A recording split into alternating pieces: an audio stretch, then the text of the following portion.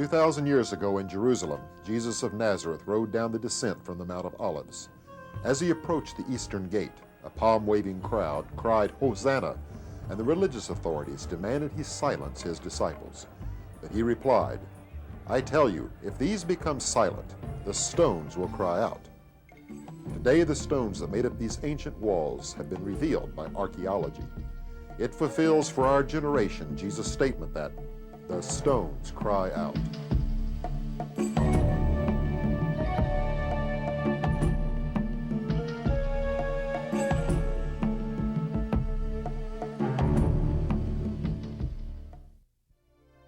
The mysterious mountains of Edom, home to Arab Bedouin and the setting for romantic tales of archaeological adventure.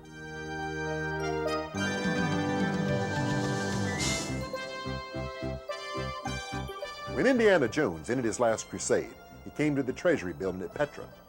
The world of archaeology, according to Hollywood, is very different than the real world.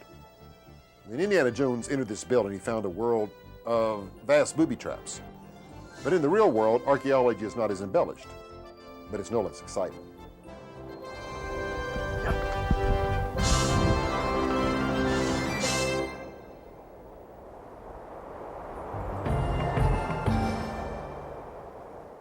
The term archaeology comes from two Greek words. The word archaeos, which means ancient or old, from which we get our English term archaic, and the word logos, which means the study of. In the 19th century, when archaeology was in its infancy, there were searches throughout the ancient Middle East looking for things related to the Bible. As a result, artifacts or remains from the biblical periods birthed the idea of biblical archaeology. There is definitely a very strong relationship between biblical studies and archaeological studies. In fact, it's my opinion that one of the things that has driven biblical research in the last 20 or 30 years has been the momentous, the tremendous amount of archaeological data that has been uncovered that relates to biblical texts. And I think that's an undeniable fact.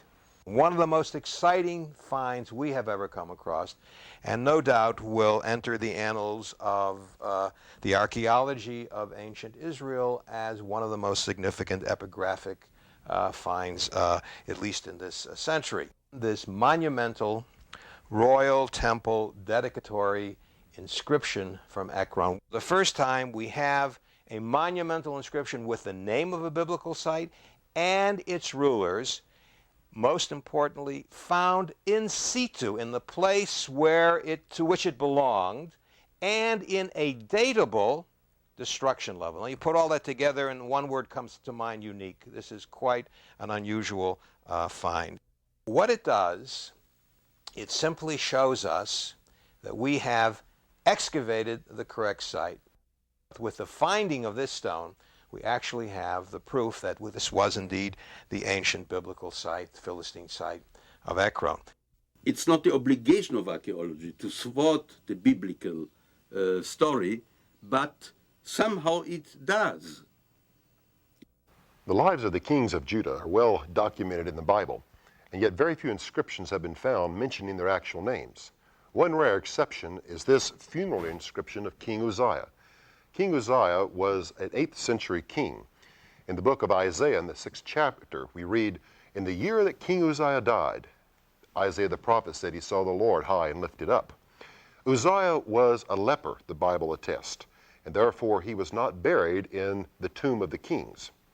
When this inscription was found, it was because the city of Jerusalem had expanded at the end of the Second Temple period, and there was a need to move the graves. King Uzziah's bones were taken then and put in another location, and this plaque was placed on the front of the tomb. It reads, "Here were brought the bones of Uzziah, king of Judah. Do not open." Well, I think the most important things that we have to understand is that archaeology is our only source, only information that comes directly from the biblical period itself. I mean, the text of the Bible is, of course, sacred and holy for many, but many scholars argue about the history of the text, when it was created, how it was created, how long it took it to be edited and be finalized as it arrived to us. While archaeology can give us right information right away from the period when things happened. One example of this is the Assyrian monument known as the Black Obelisk of Shalmaneser III. Clearly depicted on this monument is a snapshot in stone of the Assyrian king Shalmaneser receiving tribute from foreign dignitaries.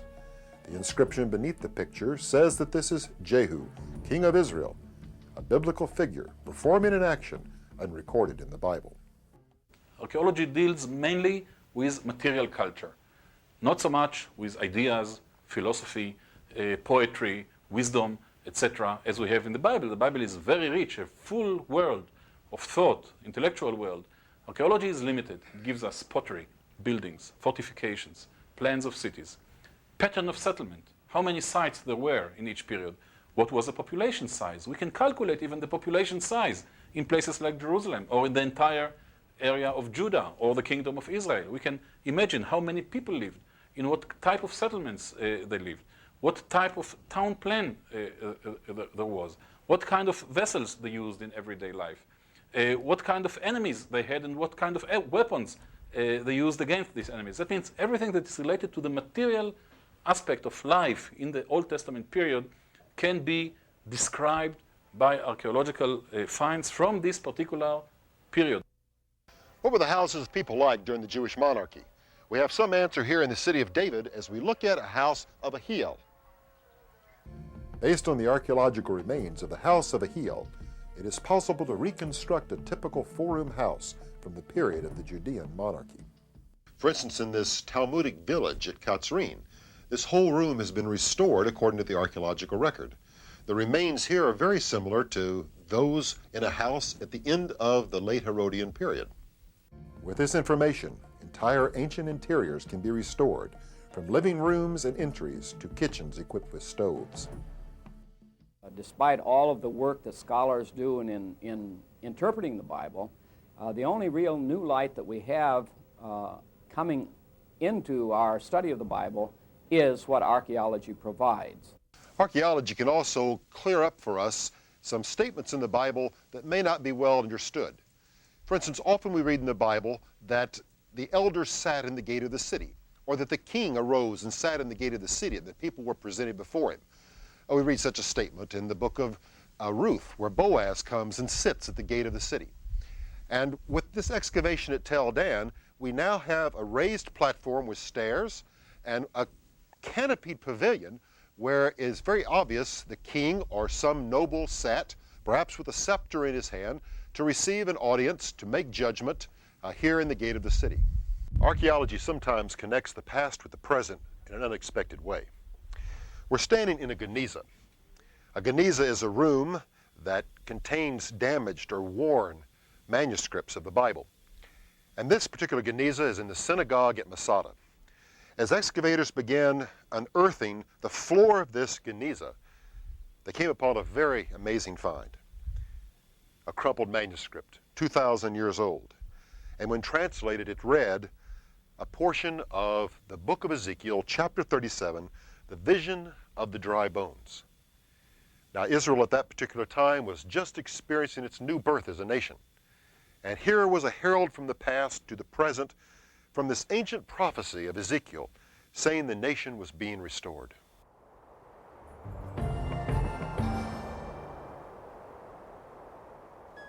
Before the advent of archaeology, we had no idea what the world of the Bible looked like.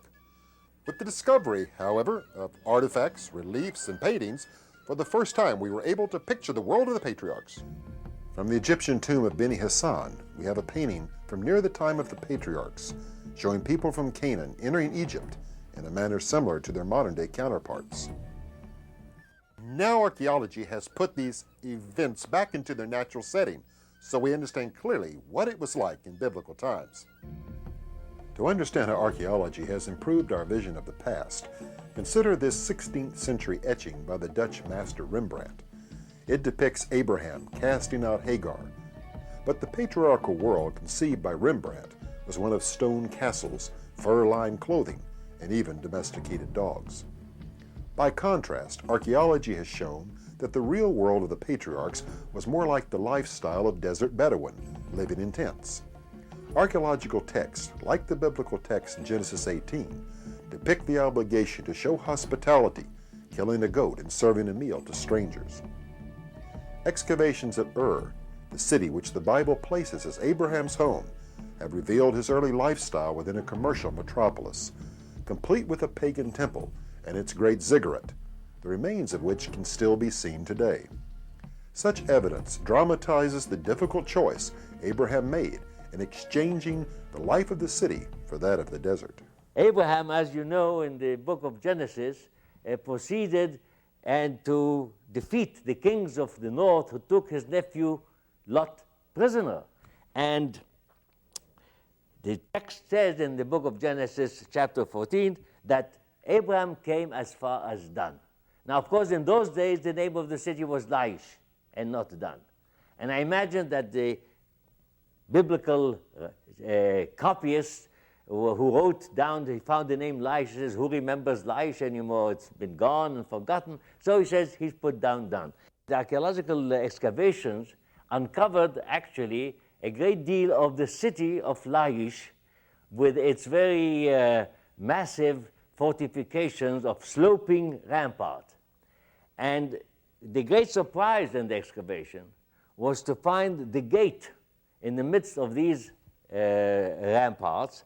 And what's more surprising was the fact that the gate is built with an arch.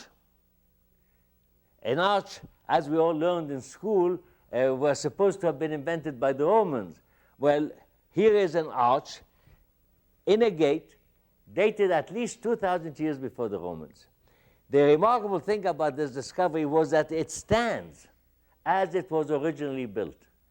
Abraham, no doubt, was invited to visit the city of Laish, and for all I know, may have gone through the gate before it was blocked. Testimony to the historicity of the patriarchs may be also seen from the biblical text itself. In Genesis chapter 14, we have a unique chapter describing the Battle of the Kings, which took place around the area of the Dead Sea and then up around the Kidron Valley in Jerusalem. Abraham's nephew Lot and his family were captured by a coalition of kings. And as Abram went to the rescue, we have a list of all of the different kings and the places from which they came, and unique places that could not have been mentioned by later biblical writers only remembering facts. They would have had to have lived in those times. One of those terms is a term for the Dead Sea or Salt Sea. They're called Siddim. Discovery of archaeological tablets from other cultures, such as Egyptian or Elamite or Hurrian or Hittite or Amorite or Akkadian, all reveal terms very similar to the names of the kings and places mentioned in Genesis chapter 14. A testimony from archaeology and the Bible of the patriarchs and the times in which they lived. We have a link between the patriarchs who were Amorites and the people of Mari. Jacob, you find in Mari the very same Abraham, Isaac, and Jacob as the digger Paro believed, and as even Albright believed. But you have the name of Jacob, let us say Jacob, dozens of times in Mari under the name of Jacob El, Jacob Ach, Jacob Am, etc. And in the Bible we have only Jacob. So the name Jacob in itself is the best argument that in the Bible is old material, embedded within old material, because the name Jacob is fashionable very much in the Mari documents, in the Mari period. We can go to geographical comparisons. Mari covers what is called in the Bible Aram Naharaim, the erstwhile homeland of the Hebrews, who came from Babylon, from Aram Naharaim, and Mari shows us cities like Nahor and Haran, which are in the Bible ancestral habitats of the patriarchs. We have even one city in Israel, in Palestine, and that is Hatzor. Hatzor is mentioned to this day 20 times. In recent years, even the name of Canaan has been discovered. Kinachnu. Canaan is not any longer a term which we choose, of choice for the second millennium, but it is the real term of Palestine. And here we have many customs with this, and even prophecy. Let me mention one custom, the custom of slaughtering an animal for a treaty, for a covenant. In the Bible, we have two instances where we see Abraham, the covenant of God and Abraham, where he killed 3-4 types of animals. Now, in Mari, they killed always the young, the foal.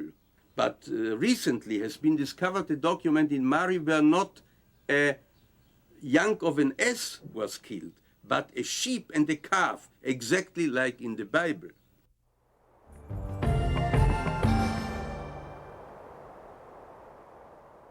According to the biblical text, 5 cities once occupied a fertile plain alongside the area of the Dead Sea. These cities, and the two most famous, Sodom and Gomorrah, were destroyed by a great conflagration, fire sent from heaven. Many have questioned the historicity of these events, and so surveys in this area began to try to locate these ancient biblical cities. Richard Bainey in the 1960s came to the Dead Sea in the southern area and explored beneath the surface with sonar. He found trees in root level some 23 feet below the waters, indication of the existence of the seas at a much lower level. William F. Albright had earlier said that these seas had risen and covered many of the cities. However, Bainey found no evidence of structures beneath the waters. Where then were these ancient biblical cities of the plains? One of the determining factors for the location of these 5 cities was that each one was located along a wadi, a dry riverbed that during the winter months fills with water and brings water to these cities. The site of Babel Dra, as well as the 4 other sites, archaeologists discovered ash deposits many feet in thickness covering the entire area of the cities. Evidence of the population at Babel Dra was indicated by the cemeteries and some of the shaft tombs and tombs in that area, some of which contained over 250 bodies. A city wall and gate were discovered. Later, 2 twin towers were discovered at the same site. The gate itself of the city was some 23 feet in thickness. One of the most remarkable discoveries at Babel Dra in Numera were the charnel house tombs, tombs which enclose the dead above ground. When they were discovered, they found massive areas of burning in the rocks and in the area of the tomb. Originally thought this was a means of purifying the tomb after a period of the dead, kind of a ritual, a cleansing would be done. But they discovered, rather, that the tombs had been burned from the inside out, and yet that had occurred because the roof itself had caught on fire and collapsed, burning then the inside of the tomb. This was the case on every one of the charnel house tombs discovered at the sites. Indication that some sort of burning had occurred, not inside the town, which is over this direction, but outside the town. And who would have destroyed these kind of tombs through an invasion or some kind of accidental burning? You don't destroy cemeteries in that way located outside the town. You destroy towns that way. Therefore, the only conclusion left to archaeologists is that some kind of natural disaster through an earthquake that created fires burnt this place. And that accords very well with the biblical evidence that an actual destruction of fire and brimstone, sulfur, raining down from heaven, destroyed this site. Here at the site of Numera, thought to be ancient Gomorrah, ash deposits, sometimes 7 feet thick, have been discovered, covering many of the houses that were in this area. Some so sealing the rooms that all the contents were found intact. This whole area was destroyed by fire. Many of the stones are so brittle they crumble just in your hands. Inside these sealed rooms were found objects in almost a perfect state of preservation. But much of the ash deposit left it in a kind of a spongy charcoal state, indicating that the site would never be inhabited again, for it was not useful for any purpose.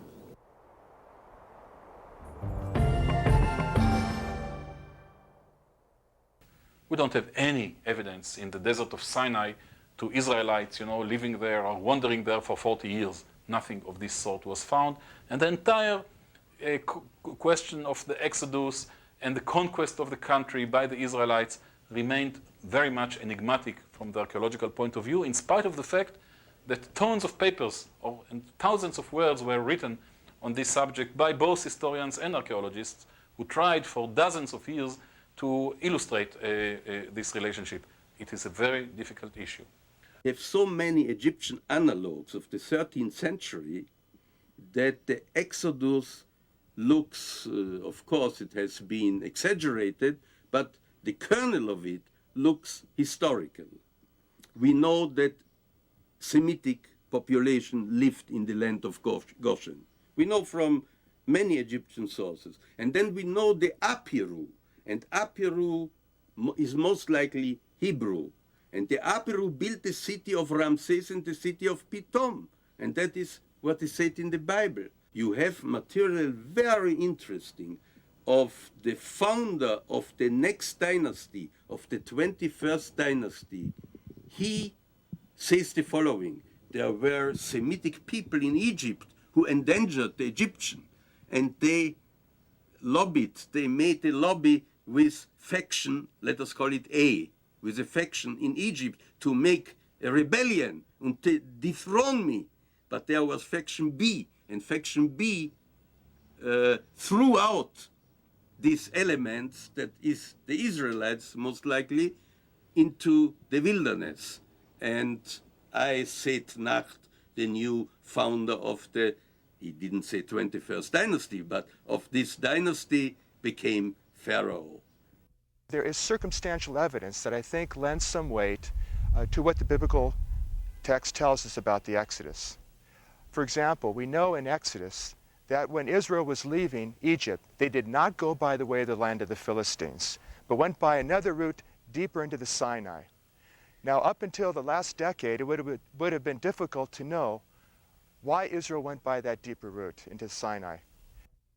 I came to the site of Deir el-Balach in the Gaza Strip in a way in the footsteps of the search for the Philistines. I don't know if I found the Philistines, but I did find a very fascinating, exciting Egyptian outpost, which is from the period of the Exodus. When we found the site itself, on this site, a fortress of the 13th century, end of the 13th century, the idea came up that this is really one of the reasons that we had a fortress which was one of many fortresses kind of dotting the way from Kantara, from Sile up to Gaza. And that was very well fortified. And that's why the Israelites did not want to go on the short way to Canaan, but chose the long way to the Sinai because they were afraid of the Egyptians and the fortification that were on this short road. I think everybody, with a few exceptions, agrees that the conquest was an historical event because even pottery changed. Canaanite pottery, Israelite pottery, it's a little different. So there is a new culture.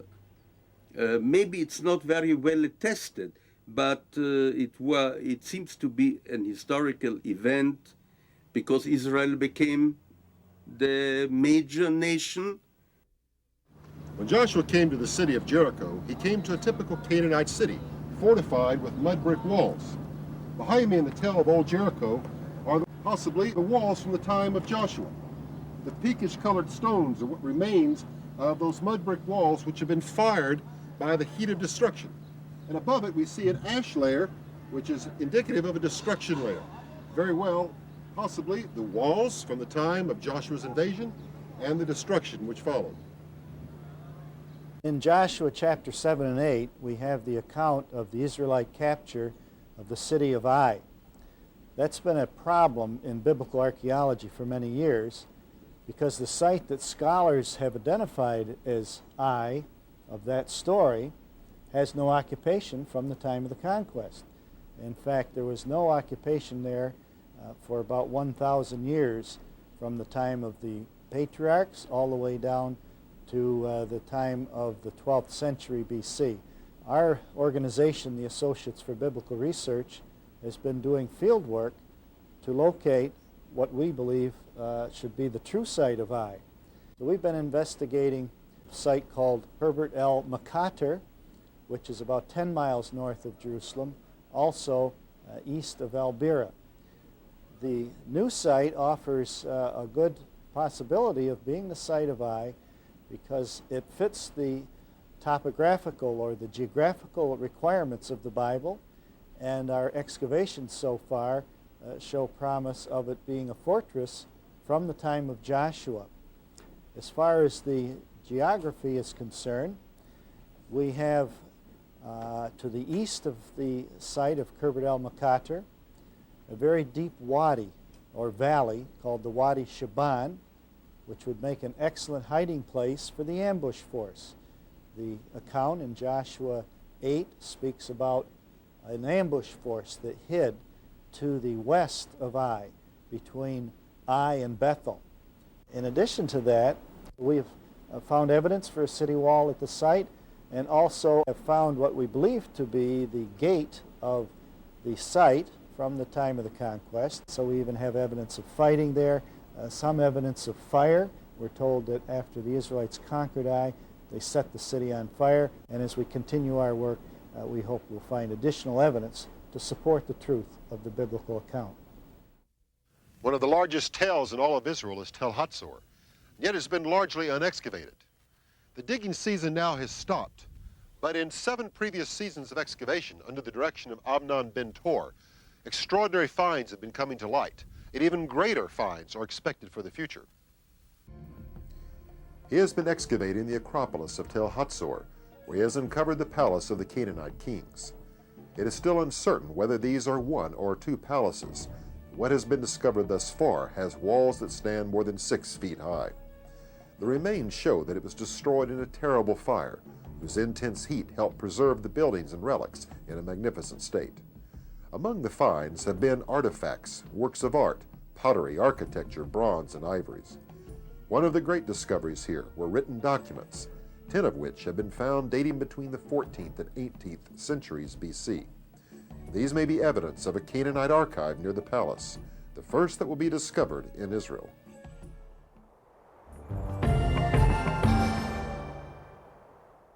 Here at Gibeon, some 3,000 years of history are mentioned in the Bible. It was at Gibeon that this ancient water pool existed.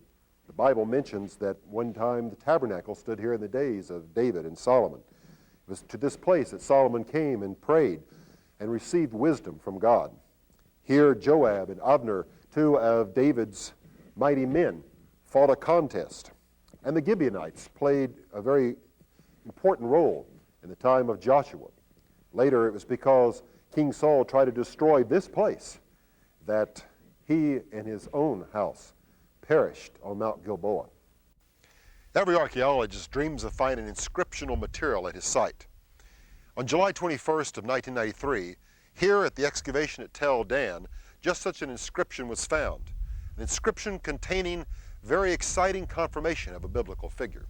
In a wall constructed somewhere around the end of the 9th, beginning of the 8th century BC, we found a fragment of a basalt with lines inscribed in Aramaic, which speak of a battle between the Israelites and the Arameans, of which the Bible is full. There was constant. We know from the Bible that there was warfare between Israel and Damascus.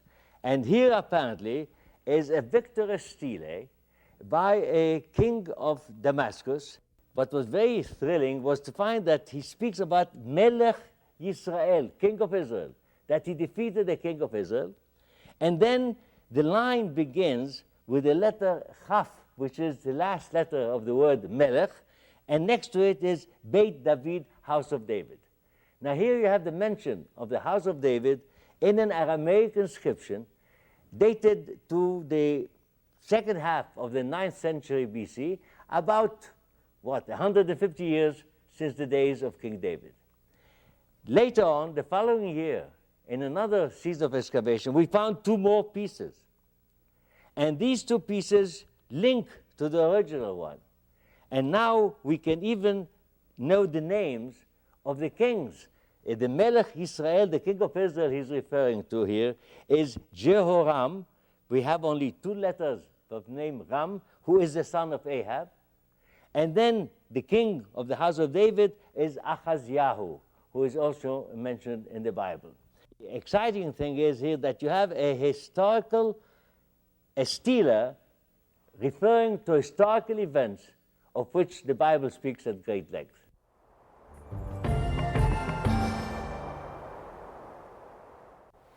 The archaeology of Jerusalem has revealed the beginning of Israelite habitation at the southern end of the Ophel. Down the Kidron Valley was discovered the Jebusite Wall by Kathleen Kenyon.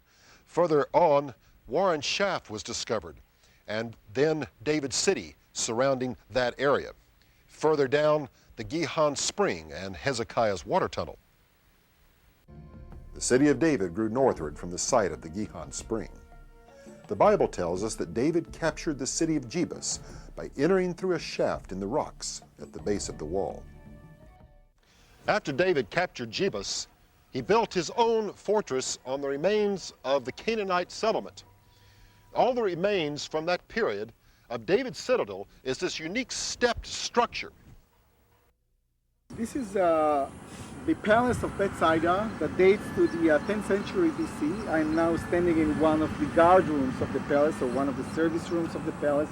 This palace that was built at about the same time when David and Solomon reigned in Jerusalem was perhaps the prototype of the palace of Solomon, and perhaps also the palace of David.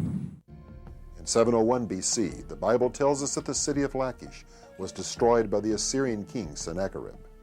In the excavations of his palace at Nineveh, conducted last century, a 90-foot long relief of panels depicting that destruction was found. There we can see people led captive and the details of the terrible battle employing battering rams against the walls of the city. Excavations at Lachish have not only revealed physical evidence of the battle, but also a final letter written on broken pieces of pottery describing the last hours of the conflict. Next, the Assyrians came against Jerusalem. A chief concern was to protect the main water source of the Gihon Spring. King Hezekiah of Judah had constructed a water tunnel to bring water from outside the city to inside the city in case of siege. The Assyrians that came against the city, therefore, were unable to keep the people from their water because it was secretly being brought through this great tunnel. An inscription found at the beginning of the tunnel, called the Siloam inscription, indicated just how the workmen had brought this to pass and filled in for us some of the information that was only indicated by the Bible. It tells us that workmen began from either end, one from the pool of Siloam, the other from the area near the Gihon Spring, and by going almost 750 feet, met in the middle and connected the tunnel. 20 years after the Assyrians exiled the northern kingdom of Israel, the Assyrians marched against Jerusalem. Assyrian documents tell us that they had King Hezekiah of Judah shut up like a bird in a cage. However, Jerusalem did not fall. This broad wall is testimony to that biblical event. It was discovered during the early 70s, here in the middle of the Jewish quarter, after 2 years of excavations, uncovering remains of later occupation levels, Roman, Byzantine. After we removed them, we uncovered this amazing discovery, the broad wall, which is a wall from the end of the Old Testament times, dates to the 8th century BCE. We identified it with the wall built by King Hezekiah to protect his city against the coming of the Assyrian army that did come here in the year 701. The wall itself is a very massive wall. It was amazing to realize that it is actually one of the most massive fortifications ever built during the Old Testament times. King Hezekiah built this as a western perimeter all around the city, bringing field stones and stacking them hastily as a defense against the Assyrians. And yet Hezekiah did not depend only upon his own military resourcefulness. The Bible tells us that he prayed to God. He said, "I look wistfully to the heights. O Lord, you are my security." And the answer came through the prophet Isaiah to Hezekiah, "I will defend this city for my own sake and for my servant David's sake." The Bible records that during the night, an angel of the Lord came and struck the army of the Assyrians. 185,000 of that army were killed. And as a result, General Sennacherib retreated back to Nineveh. Life in Jerusalem at the end of the Jewish monarchy has been revealed in tombs at the site of Ketef Enom. We found out that the upper chamber, most of which was quarried away, the roof of which is missing, the walls of which are missing, all the burial gifts and everything what this room contained is gone, but the repository remained unrobbed. Inside this one chamber of this repository, we discovered more than 1,000 objects. Among them, more than 360 intact and complete pottery vessels, around 120 objects made of silver, and several beautiful pieces of jewelry, earrings, finger rings, pendants, and around 150 beads of different colors and materials, made most of them of semi-precious stones. And inside there was also a student of mine at that time working, Judith Headley. She was inside and called me over and showed me an object still in the ground which looked like a cigarette butt. It was purplish grayish in color, and it took us 3 more years of hesitations and partially destruction of the object in order to unroll it. It was made of a foil or a plaque of silver. When they were unrolled, we found out that they are covered with delicately scratched characters in the ancient Hebrew script. The surprise was that the first word to be identified and deciphered was the name of the Lord. On both amulets we have a text which is almost similar to the book of Numbers, chapter 6, verses 24 and on, the text which is known as the priestly benediction, or the Lord bless thee and keep thee, ending with and grant you with peace. The repository here included thus the earliest biblical verses that we own, which predate the famous Dead Sea Scrolls by several centuries. And these are the only biblical verses that we own that date back still to the time of the Davidic dynasty, the time of the Judean monarchy, the time of the First Temple period. After the death of Solomon, the monarchy split, and Jeroboam, who established the northern kingdom of the 10 tribes, was afraid that the people of Israel will go to Jerusalem to the temple and thus swear allegiance to the dynasty of David. So he decided to establish 2 central cult centers in the northern part of the country. One of them was Dan, and at Dan he set the golden calf. But we did find a sanctuary, of which I'm convinced that this is the sanctuary which Jeroboam had built. And among the things that we found this huge pitos, a huge jar with a snake decoration. On the remains of Jeroboam's high place, Ahab, we think it's Ahab, we have no evidence of that, but we think it's he built a very large high place, 19 by 19 square meters, and from there we found next to it this altar. And this horn was found in the rubble. It must have belonged to a very large horn. We've tried to figure out the relationship between the horn and the body of the altar, and we think it's about a third. So that makes Dan one of the largest altars that were discovered. As a matter of fact, everything that you discovered at Dan in the sanctuary, in the high place, is the largest that was found in this country.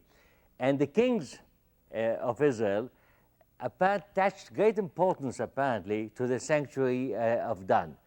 That explains a very difficult phrase in the prophet Amos. Amos complains and they tell to the people, stop swearing by the God of Dan. The reason I think he picked up on Dan is because Dan was the central sanctuary of the northern kingdom. At the foot of the steps leading to the altar, an inscription in Greek and in Aramaic, which is dedicated, it says in Greek, Theo, to the God who is in Dan.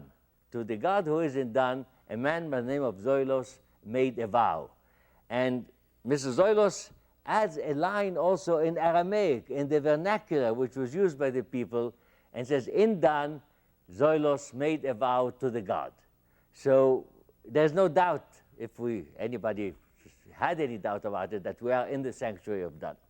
One of the surprising discoveries were these 5 stones in the center of the room, which we didn't realize at first what it could be until we found the iron shovels next to it. And then, on further excavation, we found a jar full of ashes. So there's no question in our mind that we have here an altar, the like of which was used probably in the temple even of Jerusalem, and the iron shovels. You know, the Bible speaks of shovels constantly, but nobody has seen what an iron shovel looks like in the temple. Now, this is not from the temple in Jerusalem. This is from Tel Dan. But I have no doubt in my mind that this is very much the same type of shovel. After the sacrifice was offered, the ashes were removed and put in a jar and next to it for safekeeping. During my 30 years of activity in archaeology, I think that this particular piece got more publicity than any other finds that I discovered. This is a very special and important find because it is a statue, a bronze statue, quite heavy, I must say, about 9 inches long, showing a young bull. Where it was found was examined by us. This particular place probably was a kind of a ritual place. The Bible calls such places a bama, that means a high place.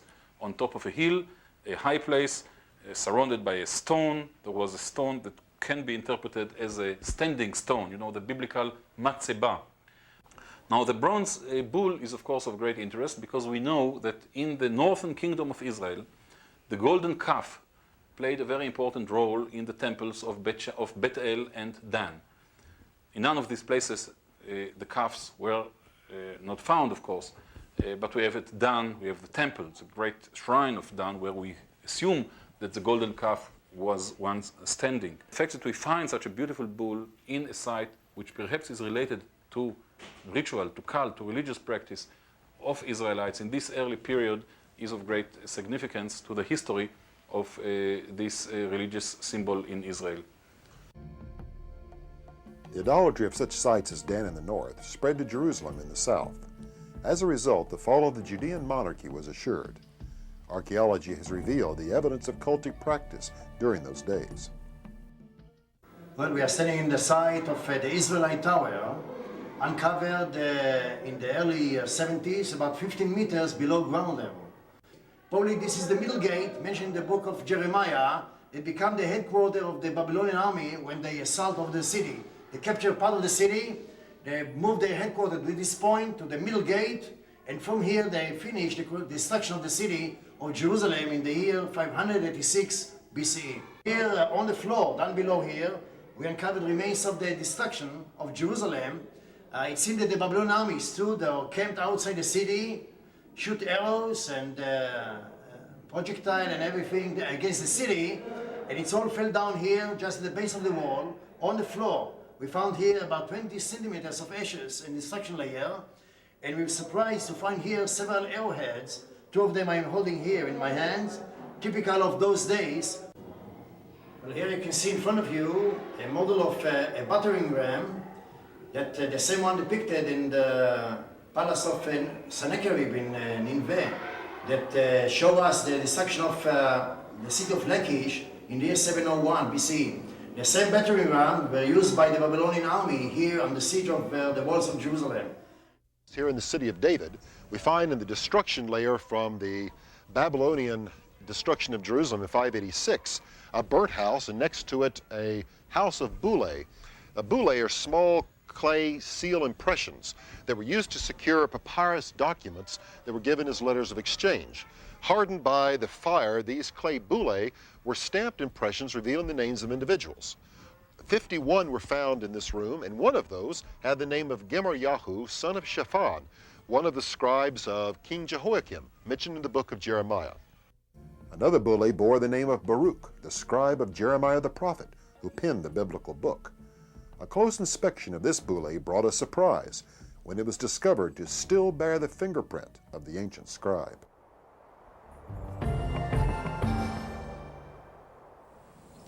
Archaeology can help us place Jesus and his disciples in their proper context.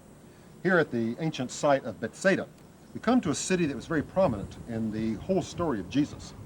This was the city of Philip and Andrew and Peter, a fishing village. It was the place to which Jesus came and healed a blind man. It was the place where the miracle of the feeding of the 5,000 took place. It was a place also from which the disciples set forth to meet Jesus as he was walking on the water. Here is a site that takes us then back to the actual context of the times of Jesus and helps us reconstruct the social environment, the city and the places which he knew. The street of Bethsaida that we have excavated is as far as we can say now. It's the only street that we have encountered, and this is a very interesting and important discovery that we have made. And it is certainly a street where the apostles walked on, and where Jesus was and walked on. This is a courtyard house that we have excavated, one of the courtyard houses at Bethsaida. The owners of this house, as well as the owners of the other buildings in Bethsaida, were fishermen. They were doing a lot of fishing here. We discovered a lot of fishing implements here. And even in this house, we have discovered fishing implements, including anchors. Here is one.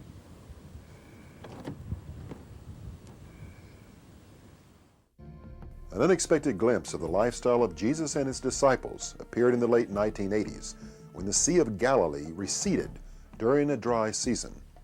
In the muddy bottom was revealed the outline of a first-century fishing boat, which had to be carefully removed due to its extremely fragile condition. After being transported to a special preparation area, it spent 10 years in a chemical bath, recently emerging for exhibition as the Jesus boat. Further evidence of the life of Jesus was unearthed in the excavations at Capernaum. Here, black basalt remains of the synagogue in which Jesus preached appear as the foundations of a later Byzantine one. In this synagogue, the Gospels record many of Jesus' sermons. Next door, many houses were discovered, including one believed to be that of Simon Peter, apparently preserved by a 3rd century Byzantine church. Excavations at Masada were first begun by Yigal Yadin. In later times, Professor Ehud Netzer has renewed excavations and found in them some amazing confirmation of a New Testament figure. This is one of a series of amphora, jars, special jars to bring wine from long distance with the boats, and it came from Italy and was shipped especially for Herod. And in the last sentence we have King Herod and beginning of Judea, apparently. Herod, king of Judea. In Herodium, in any event, it was not just a palace, but it was a memorial for himself. It's the only site named after King Herod and where he planned to be buried. We were trying to locate his burial place in the course of our excavations. We found a very impressive building. We thought that might be the mausoleum. The 1st century historian Flavius Josephus records the funeral procession of the great King Herod. It was magnificent. Slaves and hundreds of pounds of spices accompanied the bodies that came here to the Herodium to be interned. Because of the discovery of a course of stones connecting with these buildings, it is believed that the monumental building behind me may in fact still hold the intact tomb of Herod the Great. Excavations in this area were stopped because of the rise of the Palestinian Intifada in 1987. But when excavators renew their archaeological work, who knows what hidden treasure may still be found within the tomb of King Herod. I'm standing right on the magnificent street that we have exposed in the last 2 years, dating back to what we call the days of the Second Temple, if you like, Herodian times of Jerusalem, more or less the 1st century of the Common Era. when Jerusalem was at its height, which finally came to an end in the year 70 Common Era, when it was destroyed by the Romans. We decided here to excavate near the walls of the Temple Mount. The big wall next to me here is the western wall of the Temple Mount in Jerusalem, maybe the largest building in the country at all, and one of its largest of its kinds in the ancient early Roman world, built by King Herod in the last decades of the 1st century BC. And we are in the valley, and we have exposed here a sample, about 70 meters of a street which was at least 500 meters long, which is the length, the original length of the Temple Mount. And so I'm in the street. We can see the curbs of the street on both sides. And we have also exposed remains, traces of shops opening to the street from the west, from the east, bought, sold, all kinds of things which we will still have to figure out when we will examine the finds which we have found. One of the archaeological evidences for Jesus in Jerusalem is found here at the Pool of Bethesda. According to John chapter 5, there was a pool here near the sheep pools, surrounded by 5 porticos. We know from the existence of a Byzantine church that was once in this site that it marked a holy place. And so it is pretty certain that this was that ancient pool. It was originally constructed around the site from Hellenistic times where a Greek healing cult, the cult of Asclepius, was. And when Jesus came in, the healing traditions continued at this pool. There was a lame man, according to the Gospels, who was here seeking to be placed into the waters when they were stirred. According to that tradition, whoever was first placed in would find himself healed immediately. However, Jesus did not put the man into the water. Instead, by the authority of his own word, he commanded the man to take his pallet and rise up and walk. Archaeology also uniquely attests to figures mentioned in the New Testament. In the trial of Jesus, for instance, 2 figures are prominently mentioned: Caiaphas, the high priest, and Pontius Pilate, the Roman governor.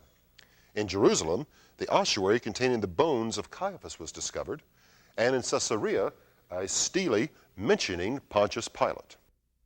In John 19:13, it says that Pilate then brought Jesus out and took a seat on the judgment bench at a place which is called the Lithostrathus, or in Hebrew, Gabbatha. The Greek term Lithostrathus refers to the stone pavement upon which the judgment seat was placed. Here in the Church of Condemnation, and in a section of floor stretching into the Sisters of Zion convent, are the remains of that floor, striated so that the horse's hooves coming into that place of judgment would not slip, and carved with some of the games that it's thought the Roman soldiers played. The first evidence of a crucified victim from the 1st century was discovered at Givat HaMiftar, a suburb of Jerusalem. The Roman spike piercing the heel bone had apparently bent when nailing to the cross and had to be buried with the victim. Its discovery now shows how the body was positioned during crucifixion, a position confirmed by archaeological graffiti of crucified victims from the 1st centuries. Some 20 years ago, I've excavated in the Holy Sepulchre in what is called now the Chapel of St. Vartan, the Armenian chapel. One can say that there is high probability that this is the place of the Holy Sepulchre, because the place is riddled by tombs from the time of the Second Coming, tombs that are contemporaneous with Jesus. So there is high probability that this is the right place where the burial took place.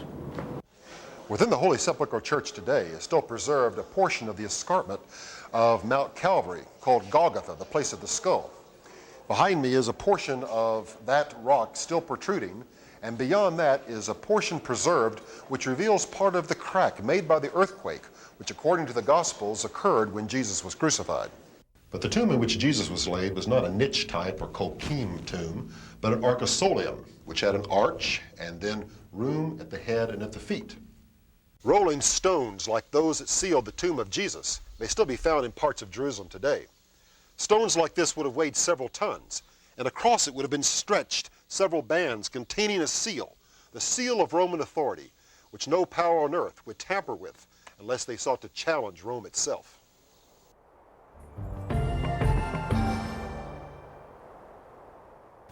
Archaeology has its own inherent limitations. For instance, archaeology can present to us the raw data, but the interpretation of these facts still remain for biblical scholars. An example of this is here at Bethsaida, at this kitchen area, where we find a grinding area and a grinding stone where meals were prepared in ancient times. We know this was the city of some of the disciples. It was told to me by the excavator that a priest who came to this area asked, could this kitchen have been used in the first century? Yes. Could this kitchen have been used by the disciples? Yes. Could Mary have prepared some of the food for the disciples in this kitchen? In which the excavator said, well, it's possible. In which case the priest then came on his knees with those who were with him on their knees and kissed this very stone, believing all of a sudden that this in fact was the very stone used by Mary to prepare a meal for the disciples of our Lord. Now, archaeology can't give us those exact types of facts. All it can give us is a kitchen with stones. The interpretation of those facts remain to the scholars. As we have seen, archaeology has revealed many of the significant figures and events mentioned in the Bible. While archaeology can neither prove nor disprove the Bible, it justifies the verdict that the Bible is trustworthy in its historical statements. What remains is for us to individually come to recognize the God who controls this history and has personally entered into it. This is a matter of faith, but thanks to archaeology, it is a holy faith supported by the hard facts. This faith must be in the message of the Bible, which is itself our greatest archaeological document. As archaeological excavations continue, we can be assured that as an ongoing witness to this word, the stones will cry out.